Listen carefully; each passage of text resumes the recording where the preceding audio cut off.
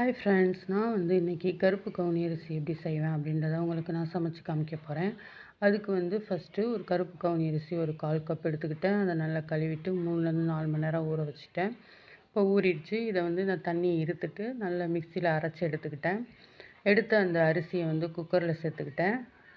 அதுக்கப்புறம் பச்சை பயிறு ஒரு 1/4 கப் எடுத்து அதையும் நல்லா அலசி அந்த குக்கரில் சேர்த்துக்கிட்டேன். தண்ணி தேவையான அளவு ஊற்றிக்கிட்டேன். இதில் அலசின அந்த வாட்டரை இதில் நான் சேர்க்கலை. ஏன்னா அது ஒரிஜினல் அதோடைய வாட்டரா இல்லை அது சாயமான்ற டவுட்டுன்றனால அந்த அரிசி வாட்டரை நான் இதில் சேர்த்துக்கலை. அதுக்கப்புறம் தவா அடுப்பில் வச்சுட்டு கொஞ்சம் ஆயில் விட்டு கடுகுளுந்தம்பருப்பு, கருவேப்பிலை, பச்சை மிளகாய், வெங்காயம் எல்லாம் போட்டு தாளிச்சிட்டேன். இதில் கொஞ்சம் வெஜிடபிள்ஸ் போட்டு நான் செஞ்சுருக்கேன். எப்படின்னா கேரட்டு, பீன்ஸு, முட்டைக்கோஸ் எல்லாமே சின்ன சின்னதாக கட் பண்ணி இந்த இதில் போட்டு நல்லா வதக்கிக்கிட்டேன். இந்த மாதிரி நல்லா வதக்கிட்டு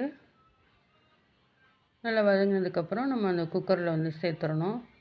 சேர்த்துட்டு உப்பெல்லாம் கரெக்டாக இருக்கான்னு பார்த்துட்டு குக்கரை க்ளோஸ் பண்ணி ஒரு 4லேருந்து 5 விசில் நம்ம விட்டு எடுத்துடணும். இந்த பாருங்க, அது வடிகட்டின வாட்ரு, இந்த வாட்ரு இப்படி இருந்தனால நான் இதை சேர்த்துக்கல. நான் பாருங்கள் நல்லா வெந்துருச்சு. இதை எடுத்து சர்வ் பண்ணோம்னா நல்லா டேஸ்ட்டாக இருக்கும். பசி தாங்கும். ரொம்ப லிக்விடாக இருக்காது. லிக்விடாக குடித்தோம்னா சீக்கிரம் பசிச்சிரும். என்னோடய வீடியோ உங்களுக்கு பிடிச்சிருக்குன்னு நினைக்கிறேன். தேங்க்யூ.